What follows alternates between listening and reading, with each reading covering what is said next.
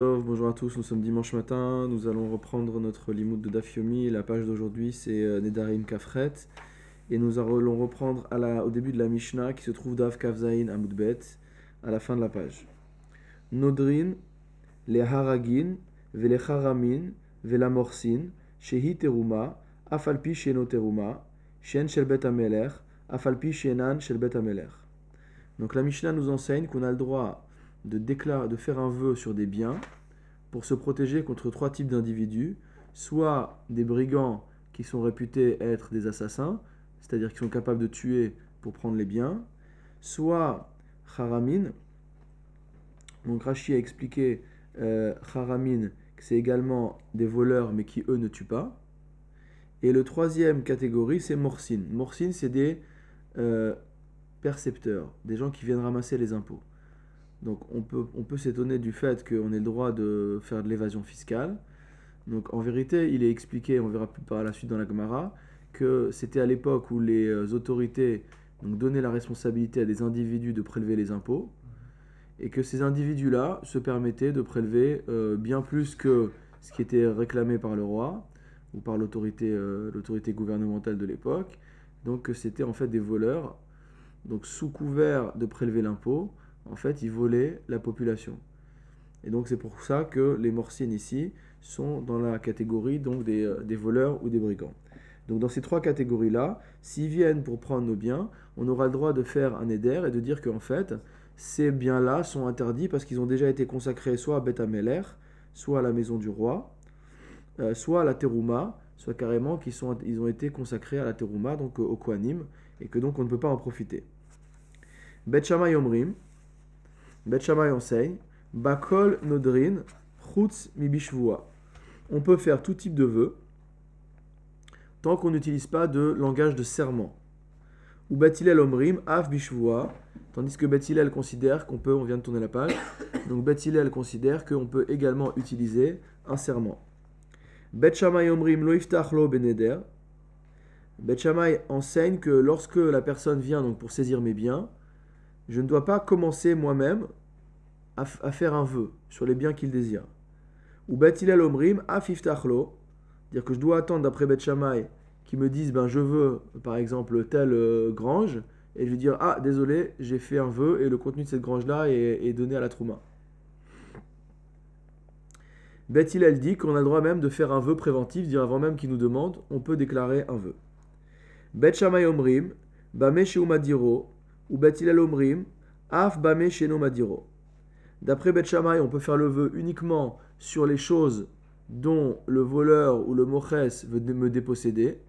Et d'après Bet Hillel, on peut aller au-delà, on peut faire un vœu encore plus englobant que ce qu'il veut nous déposséder. Ce de quoi il veut nous déposséder. Ketzad, comment ça?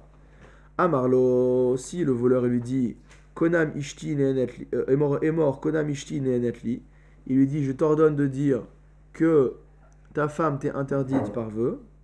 Ve'amar Kodam Ishti Uvanai Neeninli. Et lui va dire je m'interdis par vœu ma femme et mes enfants. Donc l'un lui a demandé de faire un vœu précis, et lui il a répondu avec un vœu plus large.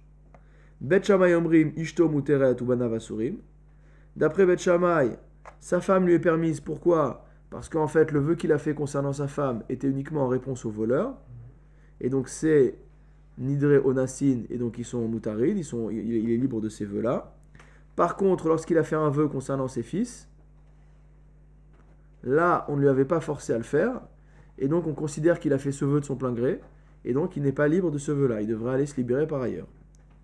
Ou Bet Hillel Omrim, Elu va Elu Mutarin. Bet Hillel considère qu'à partir du moment où il fait ces vœux-là en situation, c'est-à-dire dans la position de faiblesse vis-à-vis de celui qui vient le menacer, à ce moment-là, dans tous les cas, il est libre des vœux qu'il a fait. Alors, on va voir la Gemara. La Gemara s'interroge sur le cas du moches en nous disant Vehamar Shmuel, on a cet enseignement très célèbre de Shmuel, Dina de Malchuta Dina, que la loi du pays a force de loi. Et la loi du pays à force de loi, c'est éminemment concernant les aspects fiscaux. C'est-à-dire le premier domaine où s'applique le principe de Dina di Malchuta Dina, c'est le respect de la fiscalité du pays. C'est-à-dire qu'on doit payer ses impôts, on doit payer ses impôts. D'accord? Amar Rav Chinena, Amar Rav Kahana. Donc comment on peut faire un vœu pour échapper au percepteur, alors qu'on voit que Shmuel a enseigné que c'était une obligation des Chachamim de respecter la fiscalité du pays. Alors, Rav Chinena Bar Kahana répond au nom de Shmuel lui-même.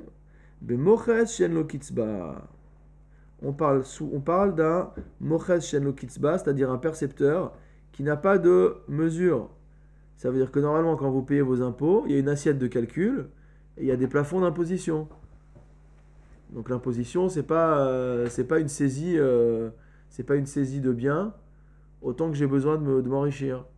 Donc si jamais le percepteur il est de cette nature-là, ça veut dire qu'il ne vient pas en disant combien vous êtes dans la famille, X personnes, il y a une taxe per capita de X euros par personne. Donc là, on sait exactement quel est le barème, il n'y a pas de problème. Donc ça, il y a évidemment une interdiction formelle de la Torah d'échapper à une telle fiscalité.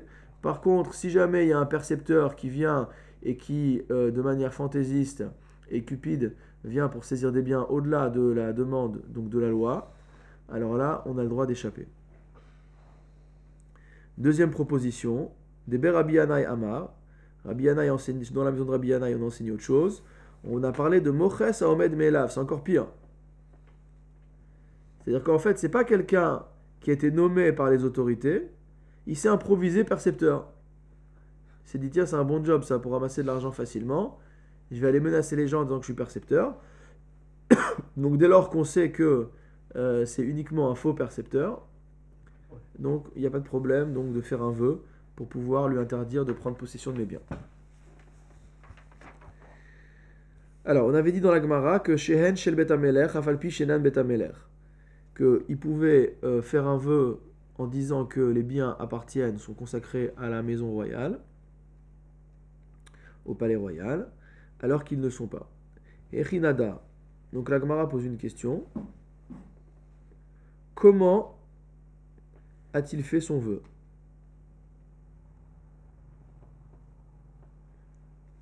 Amar Rav Amram Amarav. Rav Amram a enseigné au nom de Rav. Le type de vœu qu'il a fait, c'est le vœu suivant.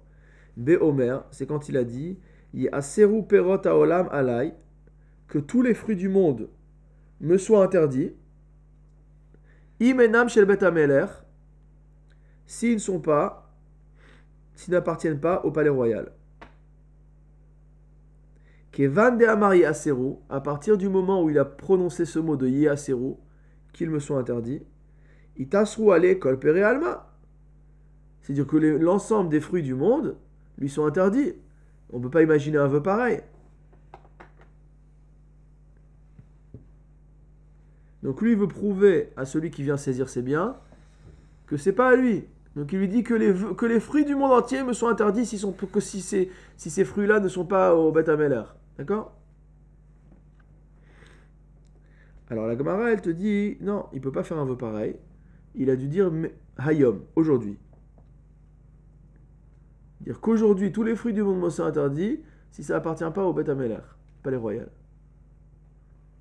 Alors la Gemara dit, mais s'il dit aujourd'hui, le moches, le percepteur, il ne va pas se laisser embobiner. Ça veut dire demain, c'est bon, quoi. Une fois que tu seras parti, la vie reprend son cours. D'accord? Ide amarayom, lo mekabel mine moches. S'il dit aujourd'hui, le moches ne va pas accepter un tel vœu. Ah, de quoi on parle? Beomer belibo hayom. Dans son cœur, il dit aujourd'hui. Il fait le vœu devant le moches. Il dit que tous les fruits du monde ne sont interdits, ça n'appartient pas au Bet HaMelech. Et dans son cœur, il dit aujourd'hui. Ou motzi bisfatav, alors, ou motzi bisfatav stam. Et lorsqu'il prononce la phrase, il la prononce sans donner la précision de aujourd'hui. D'accord? Et pour l'instant, on n'a pas réussi à prouver que. C'était la page de jeudi, ça. On n'a pas réussi à prouver finalement que. Il peut jurer avec ce qu'il pense vraiment lui. Ah. Alors, la Gemara, elle continue en disant Va falgav des sviralan et dvarim shebalev enan dvarim. Que là, c'est pas par rapport à est-ce qu'on jure d'après ce que les gens pensent ou ce que lui il pense, mais ici c'est par rapport à est-ce qu'on prend en compte les choses qui sont non dites ou est-ce que c'est uniquement les choses qui sont dites. Donc la Gemara nous dit que la halacha, c'est que normalement, devarim shebalev enam dvarim. C'est un principe général.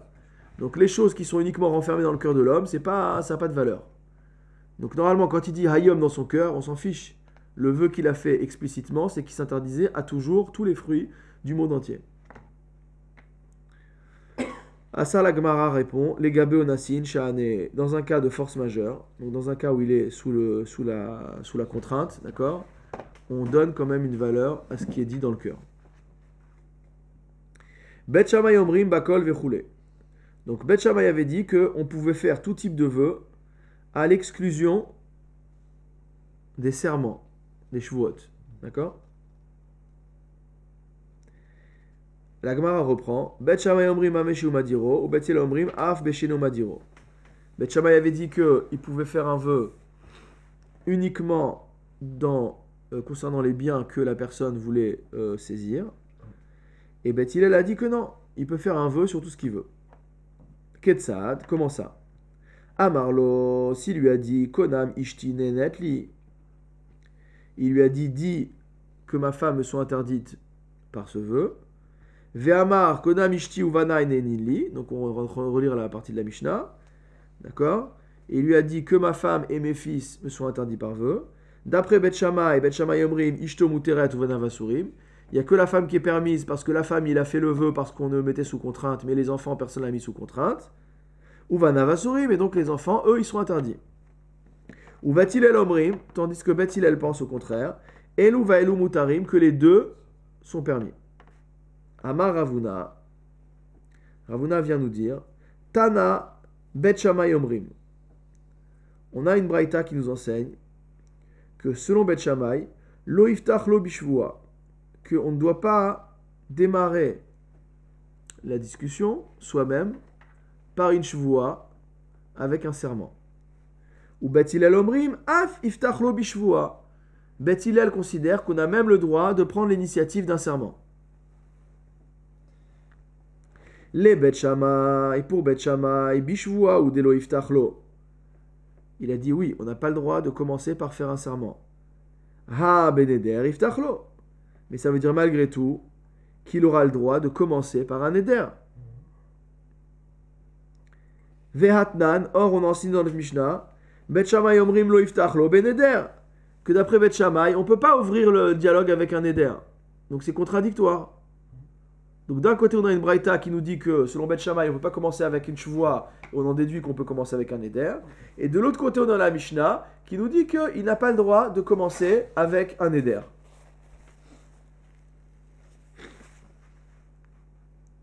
Vetu, et plus encore, Miftachu delo iftach lo bishvua. Quand il dit dans la Braïta qu'il n'a pas le droit de commencer par faire un serment, c'est de commencer qu'il n'a pas le droit. Mais dans le cours de la discussion, une fois que la personne qui vient le menacer a commencé à faire elle-même ses exigences, lui, il peut très bien répondre par une shvua. Ha medar nadar bishvua. Donc ça veut dire qu'il peut faire un vœu pendant la discussion. Vehatnan, deuxième contradiction, on a vu également dans notre Mishnah que Bet Shammai omrim, qu'il pense, bakol nodrin chutz mishvua, qu'on avait le droit d'utiliser tout type de vœu à l'exclusion des serments. Donc on a deux contradictions entre la Mishnah et la Braïta dans l'opinion de Bet Shammai. Réponse de la Mishnah, de la Gemara. Tena matnitin beneder. La raison pour laquelle la Mishnah finalement a parlé de neder. C'était pourquoi? Leodiacha kochan de Bet Shammai. C'est pour te montrer la force de Bet Shammai. C'est-à-dire jusqu'où Bet Shammai est allé dans le fait d'interdire. Puisque eux te disent, même ouvrir la discussion avec un neder, c'est interdit. Donc ça c'est la force, les chumra de Bet Shammai. Tena Braïta Bashvua, et la Braïta a eu comme objet les serments, pourquoi? Leodiacha Kochan de Bet Hillel, pour te montrer la force de Bet Hillel. À quel point ils sont permissifs, que même démarrer la discussion avec un serment, ça c'est permis. Et donc finalement, c'est pas une vraie contradiction, c'est que dans chaque cas, on s'est placé dans chacun des enseignements, on s'est placé soit dans la Braïta, soit dans la Shvoua, soit dans le Neder, de manière à éclairer soit Beth Shammai, soit Beth Hillel. Mais il ne faut pas chercher de contradiction Beth Shammai et Beth Hillel entre les deux. Ravashi Amar, Ravashi amène une autre solution. Il dit Achi Katane, voilà comment il faut enseigner. Beth Shammai Omrim, En Shela Bishvoua, que selon Beth Shammai, on ne peut pas aller demander à être libéré d'un serment. Ou Beth Hillel Omrim, Yeshela Bishvoua, et d'après Beth Hillel, on peut aller demander d'être libéré d'un serment. Et dans ce cas-là, ça veut dire que potrine lo, c'était pas potrine au sens de on va commencer à parler avec le moches ou avec le harag, etc. en faisant un vœu. C'était au sens qu'on avait vu antérieurement de potrine lo, qu'on va ouvrir une porte à la personne pour la libérer. Et donc quand l'un dit en potrine bishvoua et l'autre dit potrine bishvoua, en fait la marloquette c'est est-ce que je peux aller voir un dayan? Est-ce que le dayan ou le beddin il peut être potéar? Est-ce qu'il peut ouvrir une porte pour me libérer de mon serment ou pas? C'est ça la marloquette Bet Shammai et Bet Hillel, et donc il n'y a plus de contradiction entre la Mishnah et la Braïta. Mais il reste toujours la contradiction sur la première contradiction sur Bet Shammai, que normalement il ne commence pas par le Neder. Non, parce que c'est à cause du contexte de la Potrino Beneder dans un cas, ça veut dire en fait qu'on va lui ouvrir une porte pour libérer son vœu. D'accord? Et l'autre, il va dire qu'on ne commence pas à parler avec un Neder. Donc dans les mots de Rashi, Ravashi Amar Hachi Katane, Haïlo Iftach de Braïta, il n'ouvrira pas de la Braïta, Lo Mashma Kedamrinan de Beodsin Kae.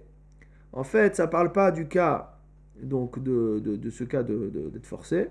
Et là, Haïlo Iftach de Bet Shammai, ça vrai Lo Iftach Lo Chacham Petach Lecharata, Leishel Hashevuato. Le Chacham ne doit pas lui ouvrir une porte au regret pour le libérer de sa Shevoua. Des En Sheela Lishvoua Lifne Chacham, parce qu'on ne peut pas aller se faire libérer d'un serment devant un Chacham. Veleka le Midak Mida Shum Kushia, et donc du coup, comme dit Rashi, à partir du moment où tu as dit que la Braïta parle d'un sujet complètement différent, il n'y a plus aucune contradiction qui puisse être émise entre la Braïta et la Mishnah. Ok? Nouvelle Mishnah. Haren etiota elu korban imenam niktsotsot. Quelqu'un qui ferait un vœu en disant que ces plantations-là soient korban, mais soient interdites de la même manière qu'un korban est interdit. Imenam niktsotsot, si elles ne sont pas coupées. Talitzo korban imenam nisrefet, que ce talit-là me soit interdit par Neder s'il n'est pas brûlé.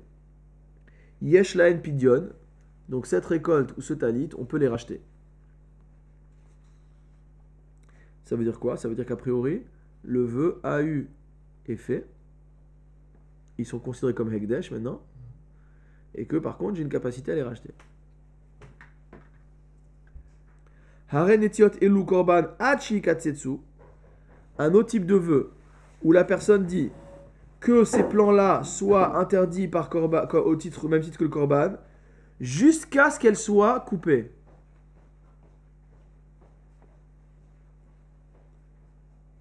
Donc le premier vœu, c'était si je ne les coupe pas, elles sont interdites. Mais mashma que le jour où je les coupe, elles sont permises. Et là, on nous dit quoi? On nous dit Aren etiot elu korban, dès lors que, dès maintenant, en fait, elles sont considérées comme Hekdesh, et le jour où je les coupe, elles sont libérées. Talitzo korban atchetisaref. Ce talit-là, il est considéré comme un korban jusqu'à ce que je le brûle. Dès aujourd'hui, il est considéré comme Hekdesh. Et le jour où je le brûle, il n'est plus considéré comme Hekdesh. En la empidion. Donc cette deuxième catégorie-là, on ne peut pas la racheter.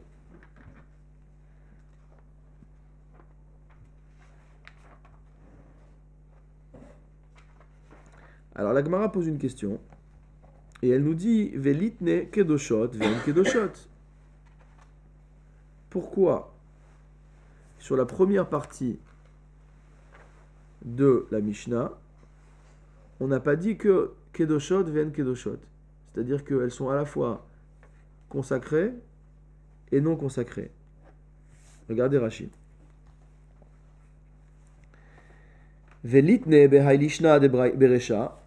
On aurait dû enseigner dans la première partie Decha de amarara perota elu korban imena niktsotsot, que lorsque une personne a dit que ces fruits-là soient interdits au même titre qu'un korban tant qu'ils ne sont pas coupés, kedushot venan kedushot, que ces fruits-là sont consacrés et non consacrés. Pourquoi?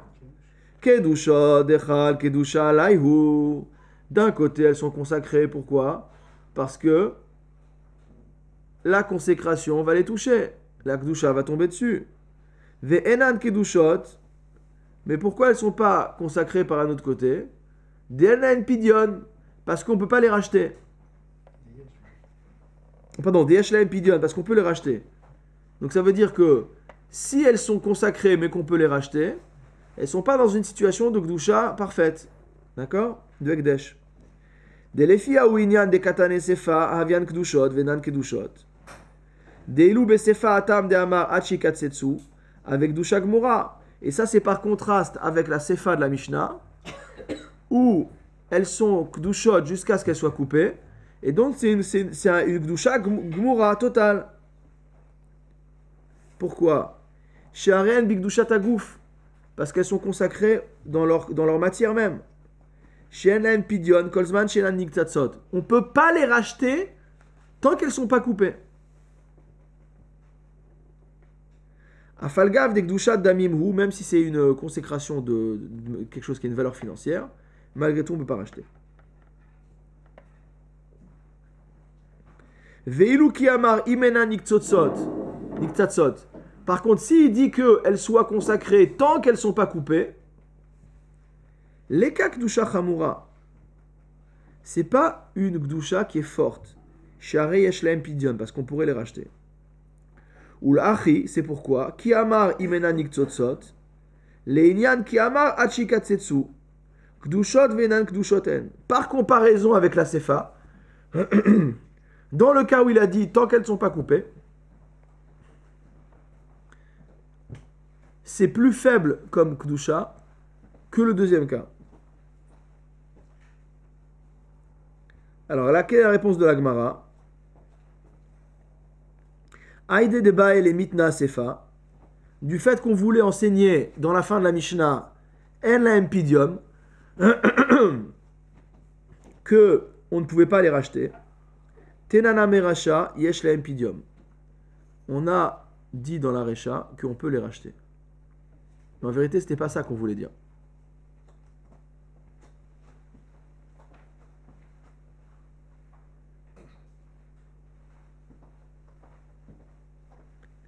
Alors maintenant, la question qui est posée par la Gemara, c'est Echi Nadar. Comment il peut faire un tel vœu? D'accord? Le fond de la question, c'est que toutes les plantations sont destinées à être coupées. Donc ça veut dire quelque part son vœu n'a pas de sens. Alors ça après on va revenir sur le cas du talit. Mais concernant la plantation, ça n'a pas de sens. D'accord? Donc comment il a pu faire un vœu pareil? Amar Amémar, c'est pour ça que Amémar il recadre la question. Il dit non. Il n'a pas dit qu'elles soient considérées comme Ekdesh si elles ne sont pas coupées en général. Parce qu'elles vont forcément être coupées. Et donc son vœu il vaut rien. C'est s'il a dit Imena niktatsot hayom. Donc si elles ne sont pas coupées aujourd'hui, elles vont devenir Ekdesh après. D'accord? Ve'avar hayom velo niktsetsu. Et donc le jour est passé et il les a pas coupées. Donc là il y a une Kedusha qui est tombée dessus. Alors la Gemara elle revient, elle te dit Mken la mali be'emar pshita. Elle me dit c'est pour me dire ça, c'est évident.